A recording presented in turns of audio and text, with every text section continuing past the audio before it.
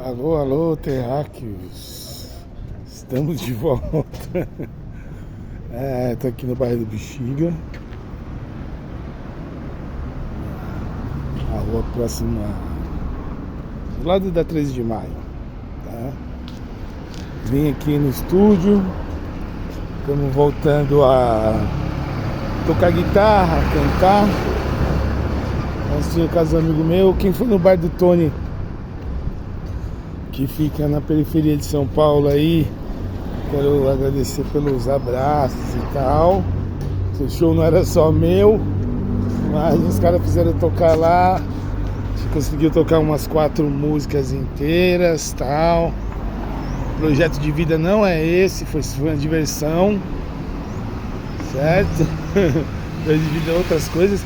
E hoje o assunto que eu vim falar com você é sempre contar minhas histórias, né? Sempre conto alguma história particular da minha vida e mostro algum lugar quando eu tô na rua, em lugares relevantes. A 13 de maio, tadinha, tá tão sucateada que não vale a pena mostrar. Se acabaram, a gentrificação faz essas coisas, ó. Que porra de açougue é esse aqui, mano? Por que tem que ter um açougue horroroso desse aqui? Sabe? Tá acabando com a cidade, com lugares tradicionais. Aquele bar era aquele que tá ali, o Vaca Atolada, não existia aqui.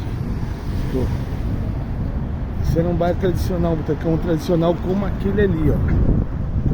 Que tá escrito El Chan, que também não era o Chan.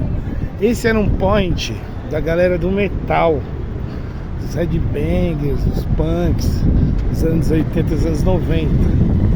Pra quem não sabe, a gente ficava muito dentro desse bar, né? O Beck e o outro ali, que os caras colocou o nome do Vaca Atolada.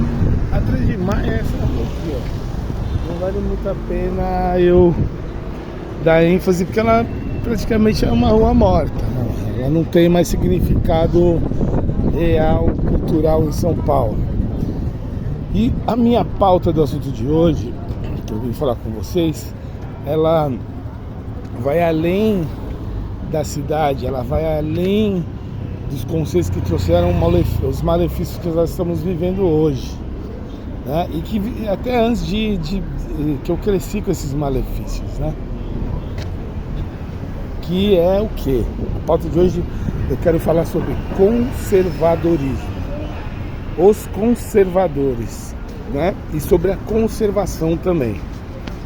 Não é bom ou é bom? Olha, é bem parcial, né? Culturalmente sempre foi prejudicial. Por quê? Vejamos. O que foi conservado? Foi conservado pelo sistema, sendo o educacional, né? Que coloca a matéria história, lugares históricos, tombamentos históricos de lugar, mas não mantém a real história, né?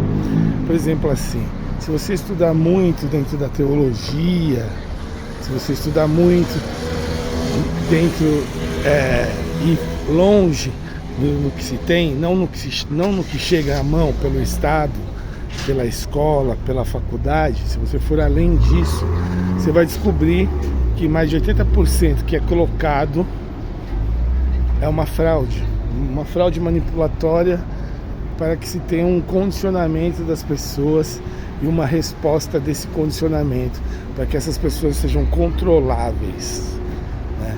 Para que tenha esse controlar. O evento mais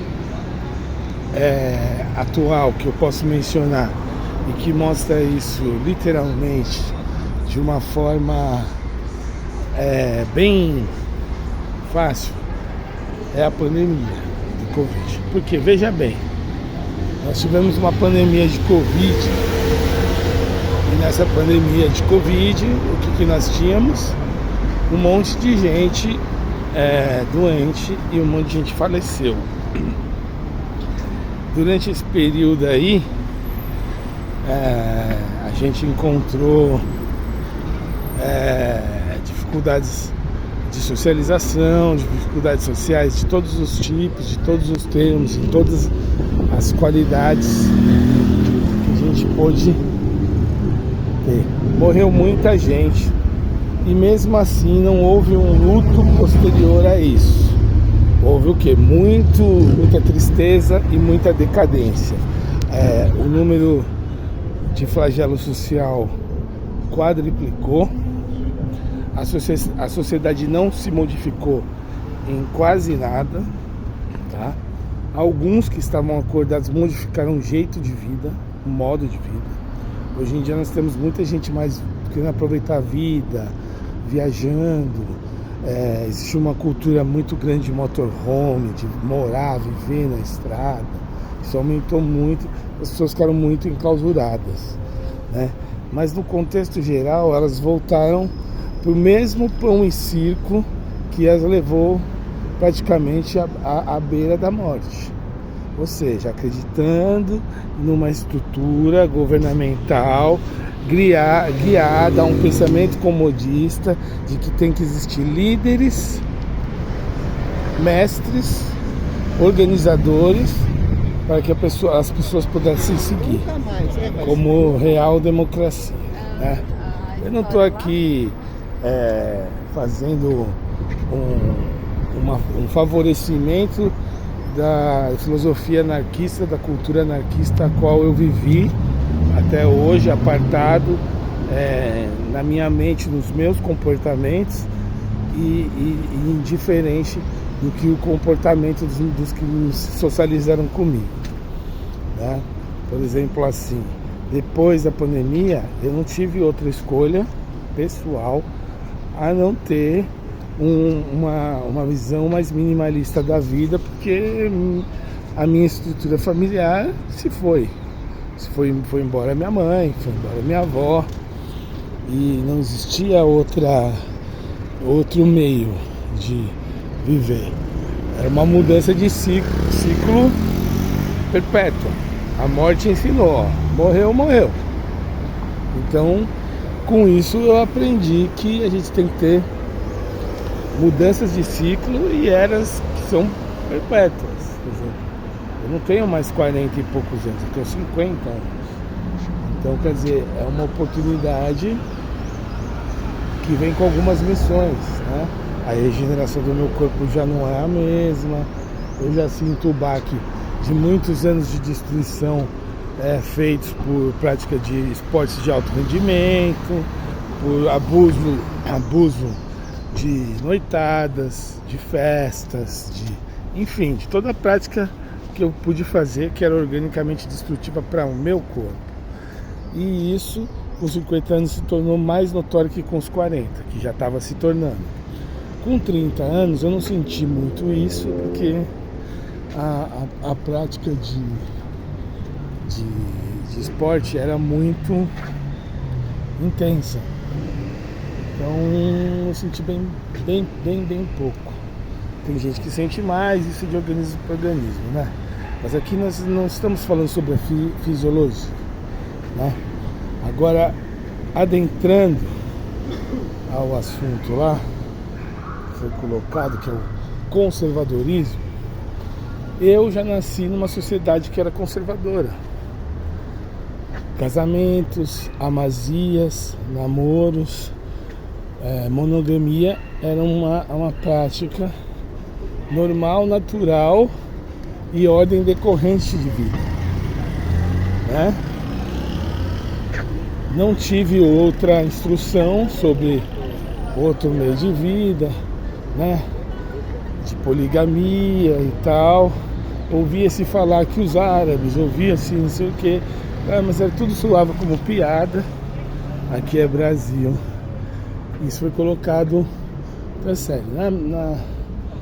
Na minha infância e adolescência e primeira fase adulta em São Paulo, né, como todos os outros estados que eu fui, o que regia o comportamento humano era pra lá de homofóbico,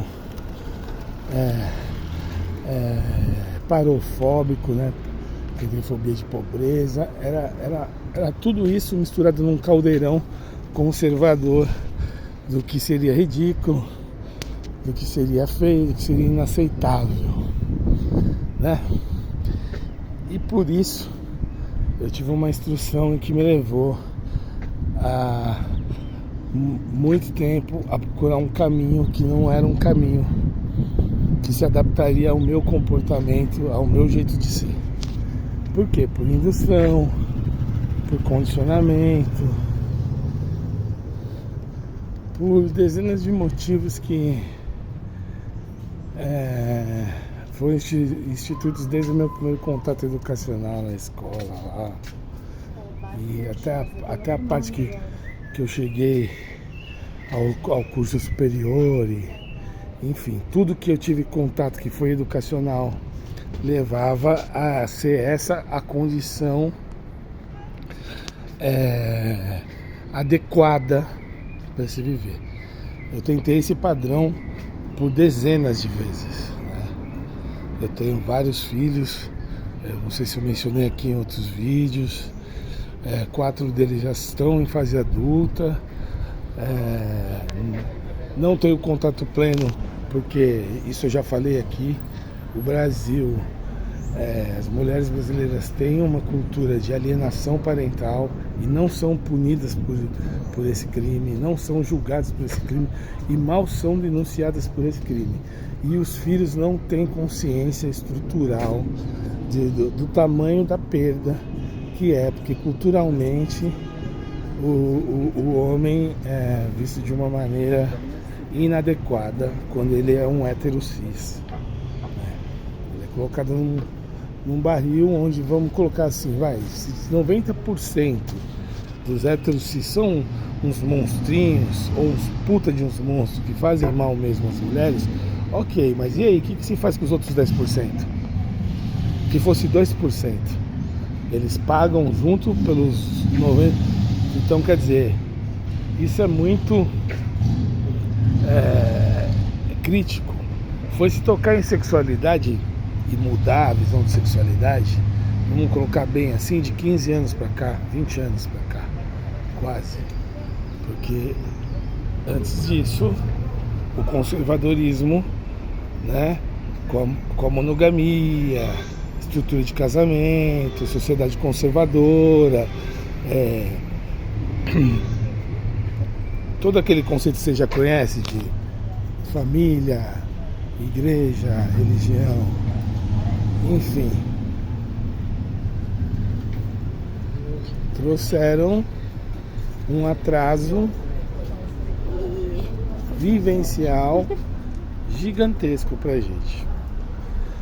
E quem viveu esse atraso, com certeza, teve áreas da vida negligenciadas, destruídas, dissipadas e em muitos dos casos prejudicadas de alguma forma. De forma grande, de forma pequena, de forma média.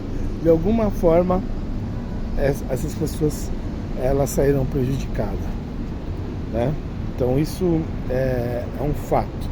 Então o conservadorismo ele está entranhado até eu tive contato pessoal na cabeça de gente que já transicionou tipo na área sexual. Tem gente que é gay e tem conservadorismos aplicados à sua rotina de vida que são contraproducentes até a própria rotina de vida, mas porque tem que ter alguma afirmação religiosa ou alguma categorização, ou buscam dessa forma, ou está muito entranhado e ainda condicionando a pessoa a ter aquela condição ali. Então, como você vê, e fora isso, também existe assim, a gente vive dentro de uma estrutura comodista, né? É muito mais cômodo quando o outro decide para você, quando ele está na responsabilidade de resolver coisas para você, porque ele passa a ser um agente que trabalha pelos seus interesses. E quando ele faz coisas fora do seu interesse, você passa a julgar. Então são posições muito cômodas, muito convenientes. E o incrível de eu conversar tudo isso é que assim, se você vê assim, ó, é uma geração de males que todos começam com C. né? Tipo, conservadorismo, comodismo, conveniência. E aí, se eu for indo, aí vai ter corporativismo, que também é um veneno, né? Que criou esses piramideiros, que são piramideiros de todas as categorias, virtuais, empresariais, tal, que vivem do dinheiro alheio, dizendo que o dinheiro é seu próprio, enquanto na cadeia, no alto da cadeia, só cresce quem está no alto da pirâmide. Quem está embaixo fica fornecendo trocados e trocados até que aquele se engrandeça, né? Então, o sistema de pirâmide, ele é boicotado em vários países que têm, assim, consciência econômica forte. O Brasil não tem consciência econômica forte de nenhuma maneira. Por isso, todo tipo de sistema pirâmide está aqui dentro. Tanto na área imobiliária, como em tudo. Quase tudo tem sistema pirâmide aqui. Ainda não existem leis, ainda não estão boicotando. Acontecem muitos e muitos crimes, acontece muita coisa. E até hoje nenhuma lei foi instituída para que tivesse o travamento desse sistema aí, né? A gente fica vendo e estudando e tendo leitura de várias situações que acontecem hoje aqui no Brasil, e a gente não tem noção de tudo isso parte do envenenamento de consciência, que vem através do quê? De ter uma referência. E essa referência vem muitas vezes de uma ala conservadora, né? Então até aquele mais esquerdista ferrenho, se você procurar ali, ele vai ter algo que não foi desmembrado nele, que vem de um comportamento altamente conservador, né? E o que a gente precisa para evoluir é realmente jogar fora tudo isso, trabalhar, estruturar e criar uma nova era, uma nova realidade, e conseguir mudar o ciclo realmente, não maquiar, né, como a gente vê. Muita maquiagem, sabe? Dá uma pinturinha nova, faz um desenho em cima, põe um papel de parede, cola um adesivo, quebra a fachada, põe piso, põe um teto, põe um negócio, mas por dentro a estrutura continua podre, danificada, né? A mentalidade continua contaminada, os hábitos continuam totalmente manipulados por uma conveniência e um comodismo que é muito mais fácil do que você arregaçar as mangas e caminhar os quilômetros que tem que caminhar para fazer as mudanças que tem que fazer. E tudo isso que eu estou falando se prova na nossa sociedade, que tem mostrado o quê? Inaptidão total de mudança. Eu vou deixando esse registro, como deixei vários registros que eu falava que eram os pedaços de mim, para que, sabe, eu tenho consciência, eu vivo com essa consciência, é altamente frustrante ter o convívio, por isso muitas vezes você acaba sem opção, fechado, né? Você é obrigado a parar de falar com pessoas, parar de frequentar lugares, do nada. E as pessoas, porra, mas o que eu te fiz? Porra, mas por quê? Porra, mas você muda de número? Porra, você não respondeu minha mensagem? É simplesmente por um fato que eu preciso caminhar, preciso seguir o que me faz bem. E às vezes a questão não é da pessoa fazer mal para você, é a questão da sinergia, do encaixe, do ter a ver estar ali, do ter a ver, continuar fazendo parte de certas histórias, né? De fazer certas coisas com certas pessoas, com convivência. Tem pessoas que conseguem conviver 20 anos, tem pessoas que conseguem conviver 10 meses, tem pessoas 10 dias, outras 3, outras 4, e outras não passam nem de 2 ou 3 horas. É natural da vida. Só que as pessoas têm alguns ritos assim, tipo, começa a conhecer você, porra, tem mais oportunidade da vida, então se você passar um pouco mal aqui, se eu te dar um pinel aqui, se eu te tratar um pouco mal, tu não pega nada. Viveu bem pra caralho, você tira de letra. E às vezes não é nem isso. O pensamento é o contrário. Ah não, eu vou ser o mais polido que for aqui, para que nada atrapalhe essa sinergia que aconteceu. Vou manter essa conexão aqui, essa ponte aqui, para que isso aqui evolua e para que eu aprenda e consiga desenvolver um convívio positivo. E é isso, é simplesmente consciência, entendeu? E uma consciência longe de conservar coisas que não evoluem, que não são boas, coisas que não levam o ser humano adiante e nem a humanidade. Então vamos tentar quebrar bastante esse conservadorismo e conservar, não é de todo mal, mas conservar aquilo que adianta, aquilo que faz evoluir, aquilo que nos trouxe algo bom e positivo. Porque tem muita coisa que se faz de boa e positiva que é negativa e está colocada aí como boa e positiva. Então é uma hora de a gente começar a pensar nessa nova era aí, né? Esse é o meu recado e eu volto a trocar mais.